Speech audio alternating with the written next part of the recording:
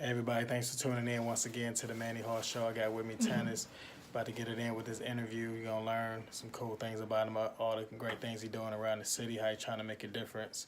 You ready, bro? I think I am. What's up? She wanna vibe, that's a vibe. Yeah, that's a vibe. It's a vibe, and that's a vibe. That's a vibe. Oh, it's a vibe.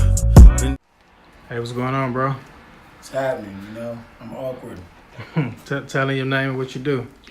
My name is the actual Tanis. My real name is Tanis, and I'm a local engineer, music artist, visionary, activist, and a part-time real. And you know the rest. That's what's up.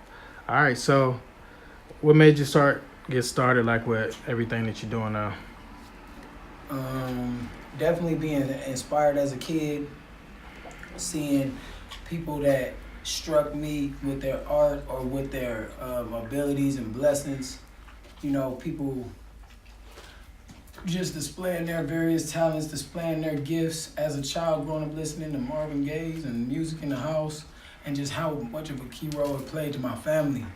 It really was like the soundtrack to our life, you know what I'm saying? Mm-hmm. So I don't know, I couldn't help but feel like in order to carry on life, I had to create sounds of my own, That's what's up. That's what's up. So right now, who would you say is your favorite artist is? Favorite artist? Good question. Yeah, that is a great question. It's a lot of artists out there. So. It is. My favorite artist right at this second, Childish Gambino. Because of that video. Oh, this is America? I'm not saying overall of all time or nothing, but just this second right now, my favorite rapper right now whose song I'm bumping a lot is that This Is America. Yeah, I can't help. I'm sorry, I shouldn't be talking now. But that new joint, This Is America, that joint, yeah, like that? It really, I don't know, just the imagery and just the, how graphic and just realistic and just hard hitting it was. Yeah, what part got you the most, you think? When he shot up the choir. Yeah.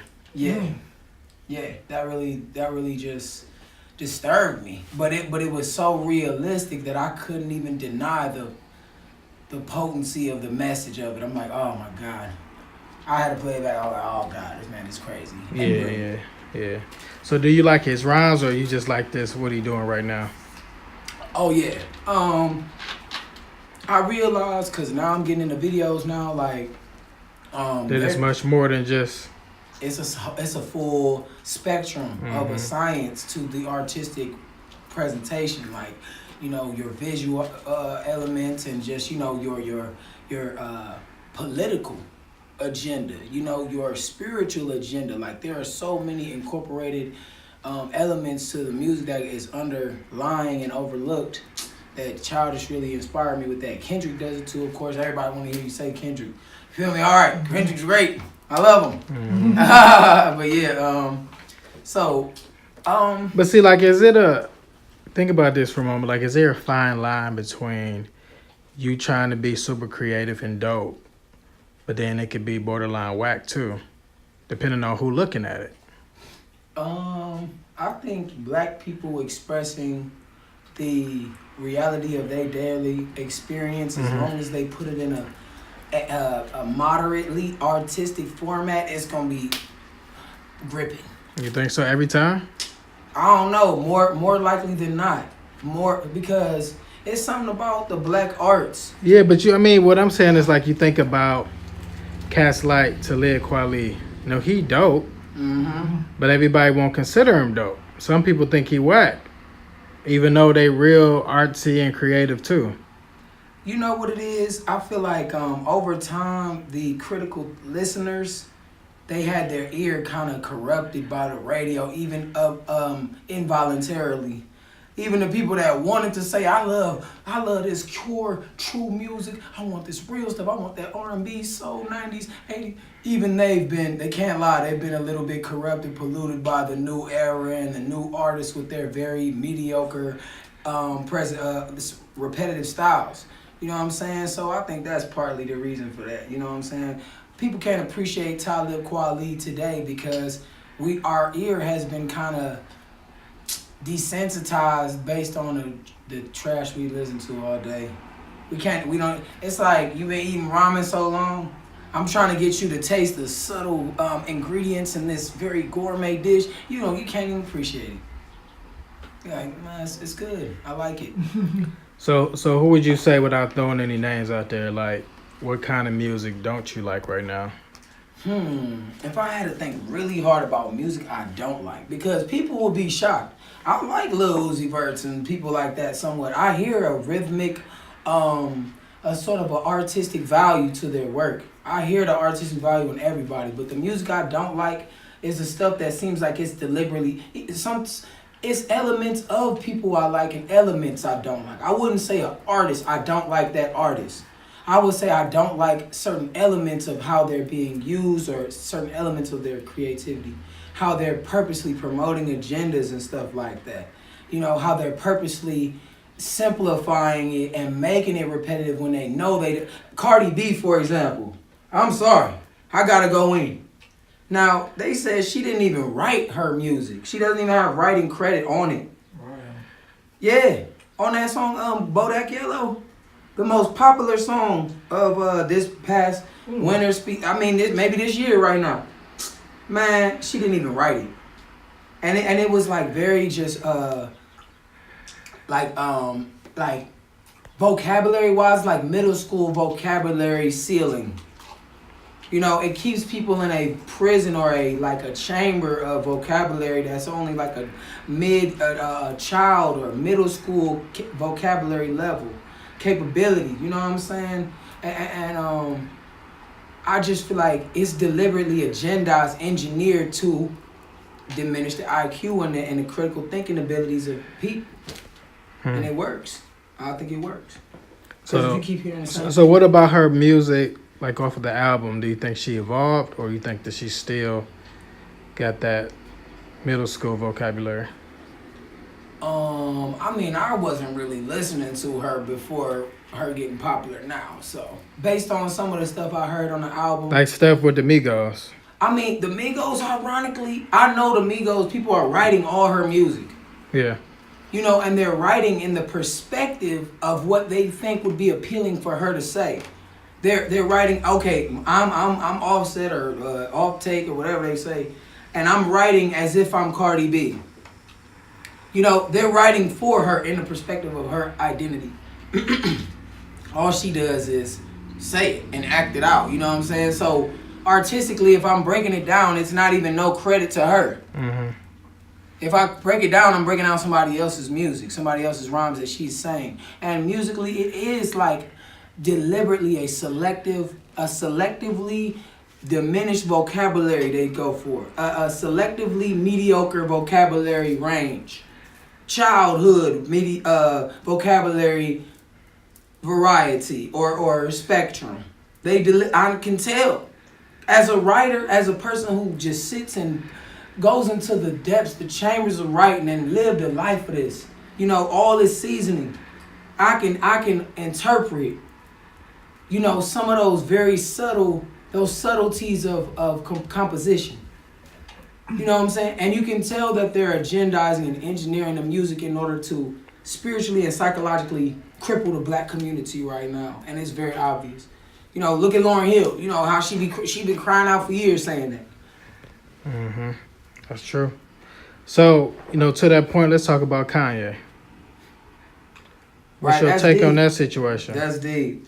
I love that man. I feel like the Illuminati is pulling some strings that people on the outside, it just shows how ignorant people are, their interpretation of things, because it's like we all are trying to rationalize things outside of a spiritual, what would I say, like a spiritual ramification on life. We trying to calculate things outside of the spiritual when life is completely spiritual, solely.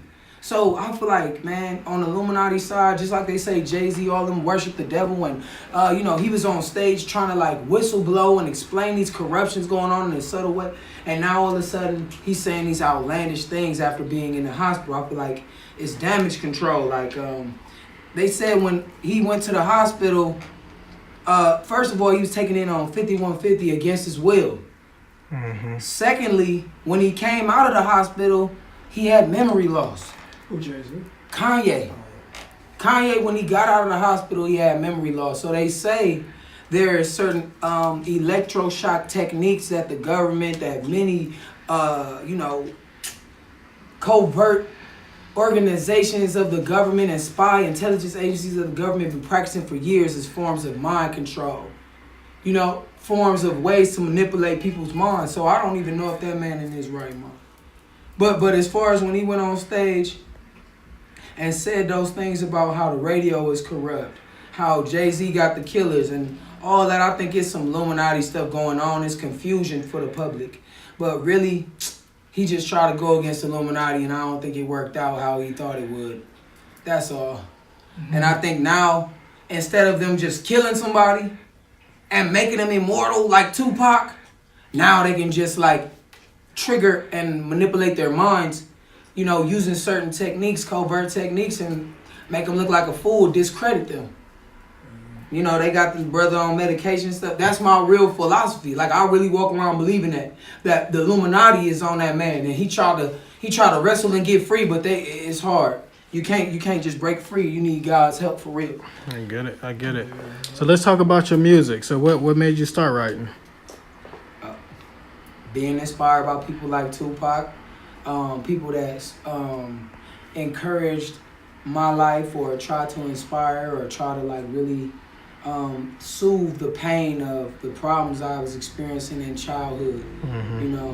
The people that spoke most to that pain I was experiencing, I gravitated toward and started imitating. I get it. So what kind of writer would you say that you are? Like, can you memorize it? Do you got to write it down? Do you keep a whole bunch of notebooks?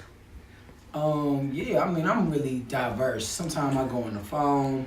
Okay. Many songs, I have most of the song written when I go into the recording process, but I leave certain gaps of my songs so that I can improvise and just add a natural element to the song that wouldn't have been there. You know what I'm saying? That I had it all written and rehearsed. Yeah. So I'm very, what's the word? Ambidextrous, I say with it. You know what I'm saying? Just very multidimensional. It's weird. Okay. That's what's up. Along your journey, like, what would you say that you're most inspired by with yourself? Along the journey, what was I most inspired by? Yeah. Well, in terms of yourself, like, what do you look at yourself and be like, man, when I look back, seeing how I came through that or what I did, I'm inspired. Like, what would you say that thing is? Like an adversity or an event? Just whatever, yeah. That you look back like, man, that was dope. You did that. Definitely getting on the news for protesting against police brutality, and that being broadcasted all over the internet, all over the local news, all over everywhere. That was one of those moments where I was just in astonishment of what God could do through me. And I was just startled, like almost fearful, like, wow, I never believed anything like that could happen. Right. And it completely just broke any limitations on my faith, like some of the limitations on my faith at that moment. Yeah. It made me just believe more of the impossible was possible. Yeah. So that's what's up. definitely like walking down those streets, like the way that even happened, like it was extremely like contrasting. I'm coming from helping out my neighbor, clean some dirt up in his yard and organize his garden. For $20, that's how I got that money. I was that broke that I'm doing yard work for a neighbor on Milverton. That's what's up. And he gave me that money. I bought a poster board, went downtown, and they got all over the news what I said on that book, on that piece of cardboard. Are you talking about the racism in Cleveland? Oh, yeah. Racism lives in Cleveland. Yeah, I remember that. You know what I'm saying? And as general and kind of like vague almost as those words are, that stuff was personifying of my greatest distress. That embodied my distress and frustration flawlessly, like transparently.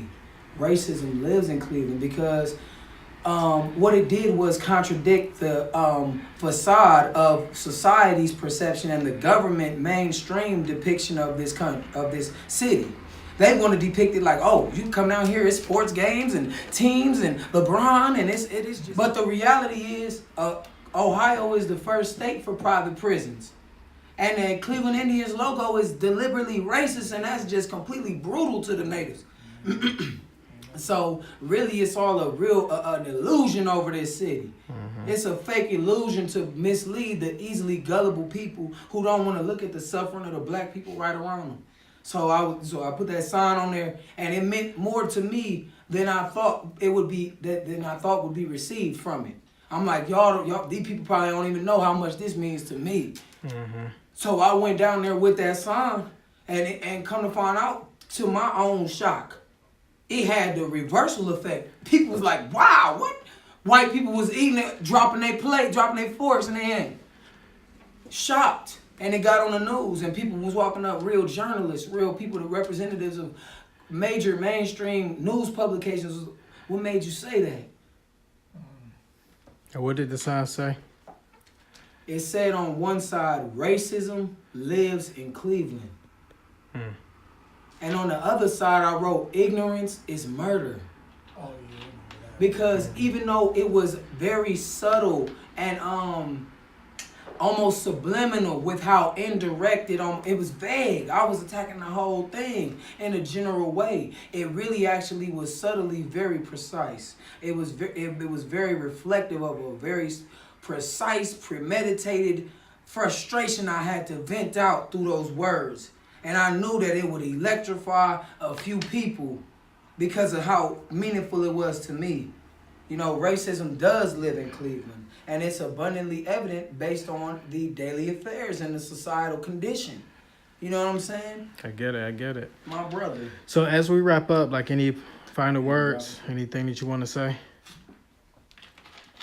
Definitely, I want to say thank you to all the people that have been viewing the music, going on, YouTube, through their phones, whatever resource they went to hear some of my music. I really thank you. That really means a lot. And how can they contact you? My phone number is on my website, on my SoundCloud. All you gotta do is Google the THE, put a space, actual Tanis, and put a space between the actual and Tanis too. And my number's right there. My Facebook, Tanis. Just look for me. I'm right there, and I'm in the streets. I'm very active in my community. Just expanding the movement and the endeavor. You gon' see me. For sure. And I love what you're doing too, bro, man. Keep it up. Salute. You feel me? All right. All right, much love, y'all. Manny Hart Show. We out. Peace.